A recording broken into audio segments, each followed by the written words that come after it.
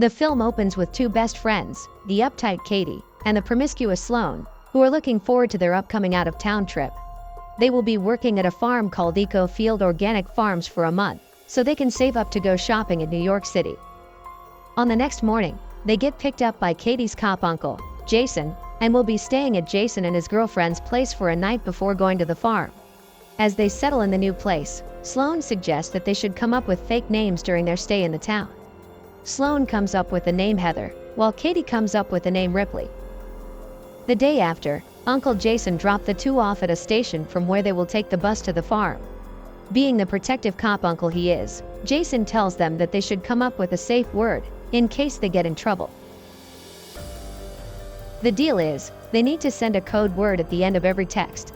In other words, Jason asks Katie to send him a different code word in the alphabetical order every day. The safe words of the day are apple.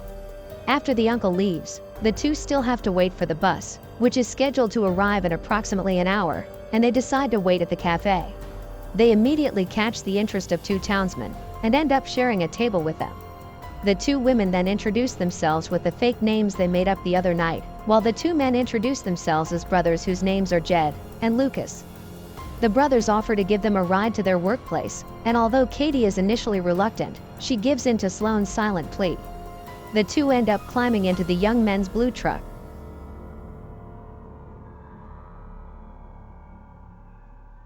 However, things don't go as planned. Jed deliberately passes by the farm where Katie and Sloane work, which confuse the two women. Are we gonna turn around somewhere, or? You'll see. And at last, they arrive. Where are we? This is our family's place. The two women are welcomed in by Jed and Lucas' sketchy mother, who invites them to have some tea before heading to the farm. Once they get inside, Katie receives a text from her cop uncle, and with their agreed safe words, she let him know that she's fine. Meanwhile, the two eat some pie and drink some tea, of which they probably shouldn't do, but they do it anyway. Their sight becomes blurred as it turns out there's a drug in their drinks. The two immediately run for their lives after realizing something's off.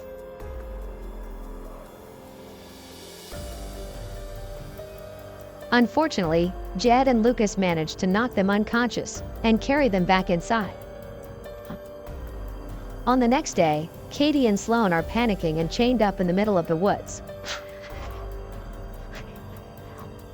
Jed walks up to them and tells them that they will now be living here, and they are given basic amenities to survive, such as clothes, a bed, and a toilet. We move on to the next scene, where Katie and Sloane are now dressed, and Jed's boss, Boris, shows up and takes Katie's phone to check if anyone knows their whereabouts. At this point, he discovers that Katie and Sloane lied about their names, as well as the code word she used in the text message. Katie and Sloane finally are forced to tell him that the word apple is a safety word. As soon as everything is back on track, Katie and Sloane are getting ready to take a bath with makeshift showers, right when the town sheriff shows up with his gun out. They have a gun! As it turns out, the sheriff is a piece of shit who condones human trafficking, and he has come to rape one of the women. After the evil sheriff gets his fill, Sloane visits a shaken-looking Katie to soothe her. On the other side of town, Uncle Jason is getting worried, because the latest text he received from Katie contains the same safe word that she used yesterday. Back inside the woods, Jed and Lucas welcome another customer, who from this point on we shall refer to as Scruffy Guy. He then picks Sloane and brings her inside the trailer. Unsurprisingly, Scruffy Guy is a bit of a psycho.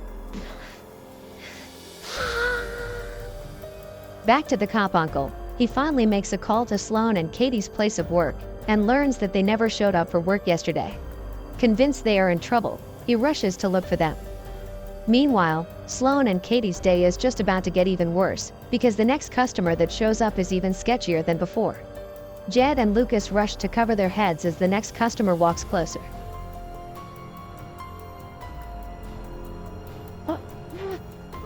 Pig mask dude picks Sloane and takes her inside the trailer. After he leaves, it is now Katie's turn to soothe the shaken Sloane. We don't know for sure what the pig mask dude did to her, as Sloane appears even more traumatized than before. On the next scene, Uncle Jason reaches the sheriff's office and comes face to face with the town's perverted sheriff who we saw earlier. Here we learn that the uncle is actually not just a cop, he is actually an FBI agent. He voices his concerns and is convinced that his niece is kidnapped. To make the plot even more interesting, for some reason the FBI uncle decides to tell the sheriff about how he knows they're in trouble, because Katie did not use a new code word in the latest text message she sent. Back in the woods, obviously the sheriff has informed the kidnappers about the fact that Katie's uncle is an FBI agent, and that Katie lied to them about the safe word. Not wanting the FBI to poke around their human trafficking business, the boss Boris tells Jeff to kill them both and dump their bodies. Unbeknownst to them, Katie is eavesdropping the conversation. While this is happening, the FBI uncle decides to visit the cafe where he last dropped off Katie and Sloan. He then asks the barista what he knows. Conveniently, the barista remembers in clear detail what sort of truck Katie and Sloan left with. On the next day, Katie tells Sloan that the kidnappers are planning to kill them, shortly before the kidnappers arrive along with Scruffy Guy. They then leave Scruffy Guy behind to watch them. Katie takes this opportunity to seduce him, and once she gets close enough, she rips his throat with her bare teeth. The two women then proceed to free themselves off their chains. Not long after, the sheriff arrives at the scene, presumably to kill them. But just as he steps out of his car, Katie and Sloan have stolen his car. The two women drive back into town and proceed to visit the hardware store to gear up. The platinum chain, if that's your real name, guy, what a killer. Some real shit is about to go down now. They then ask the cashier if he knows Boris, the man with the blue truck, and the cashier knows where he lives. On the other side of town, Uncle Jason continues his investigation by visiting the town's car insurance building today. He makes up a story about accidentally colliding with a blue truck and asks who owns it. The boss Boris just makes it back home. It turns out that Katie and Sloan have sneaked up on him and throw a bunch of nail-spiked tennis balls at him, injuring him badly. Now that the tables have turned, Boris pleads for his life and even goes as far as offering his money in exchange for sparing his life. Green toolbox in the other room. Right then, Uncle Jason pulls up in front of Boris' house. Back inside, Katie and Sloan begin questioning him about the identity of the man with the pig mask. When Boris refuses to reveal it, Katie and Sloan take a makeshift spear they made and shoves it up his behind, which eventually kills him. When Uncle Jason finally enters the house, it appears that Katie and Sloan have left, and he takes in the sight of a dying Boris. Jason then hears the roar of car engines and storms outside. Katie and Sloan drive off, while Uncle Jason rushes the dying Boris to the hospital. On the next scene, the sheriff informs Uncle Jason that Boris did not make it. Growing even more worried, Uncle Jason decides to try calling Katie's phone, but then, realizing his cover is blown, the sheriff takes out his gun. Katie and Sloan pull up in front of a church, and we learn that Pig Mask Dude is actually the town's priest. Sloan makes her entrance inside the church and comes face to face with her rapist. With Katie's help, the two best friends take down the bastard. As Katie and Sloan drive away, we see that they are now content carefree. But when they make a stop and step out of the car, it turns out that Pig Mask Dude, aka the priest, is chained behind the truck this whole time. As their final blow, they pour gasoline all over him and sets him on fire before driving off. While the two women seem to be thriving, Uncle Jason is now held captive by the sheriff. Even worse, it appears that the sheriff has captured two new young women. Luckily, Katie and Sloan have come to the rescue. They tie up the sheriff and proceed to torture him with a game of Russian roulette. We can see now that the two women are a little unhinged, but I guess in a way we can't blame them. Oh.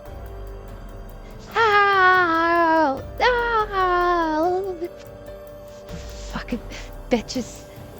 The sheriff begins proclaiming how sorry he is, right when Katie finally finishes him off with a blow to the head. Afterwards, Katie and Sloan free the women and tell them to free Uncle Jason. Jason tries asking the women who killed the sheriff, but they won't answer out of gratitude because Katie and Sloane saved their lives.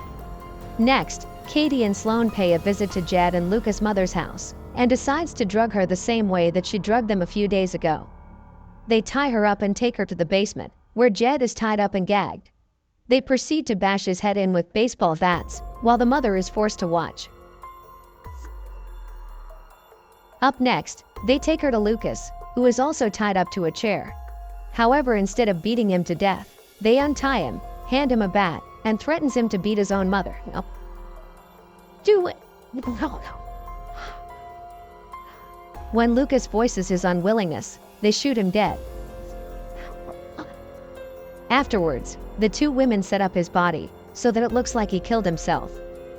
It is revealed that they plan to pin all the murders on him. Desperate, the mother offers them money in exchange for sparing her life. But instead of sparing her, Katie takes the lawn mower and brutally murders her with it.